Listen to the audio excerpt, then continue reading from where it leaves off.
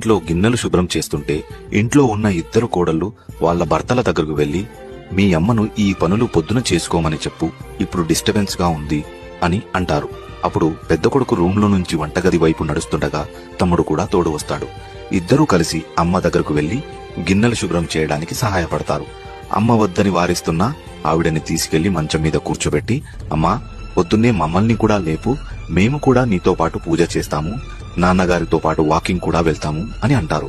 అలా రోజూ తన భర్తలు ఏ ఇబ్బంది అనుకోకుండా తల్లికి సహాయం చేస్తూ తండ్రికి తోడుగా ఉంటుంటే గమనించిన భార్యలు, మీ అమ్మ ఆ పనులు చేస్తుంది కదా, ఆవిడని చెయ్యకుండా మీరు ఎందుకు చేస్తున్నారు అని అడగగా, మేము పెళ్లి చేసుకోవడానికి ఒకానొక కారణం అమ్మకు కొద్దిగా సహాయపడతారని, కాని పర్వాలేదు, మేము పెళ్లికి ముందు ఇలాగే మా అమ్మకు సహాయం పడేవాళ్ళము, మా అమ్మ నాన్నలే కదా, మాకు ఏమీ ఇబ్బంది లేదు అని అంటారు.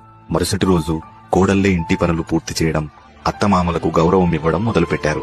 ఇంటికి వచ్చిన కోడళ్లు అమ్మను పట్టించుకోకపోతే బాధపడరు, కని పెంచిన కొడుకులు పట్టించుకోకపోతే ఇంకా ఎక్కువ బాధపడతారు. అమెరికా అధ్యక్షుడైన అంబాజీపేట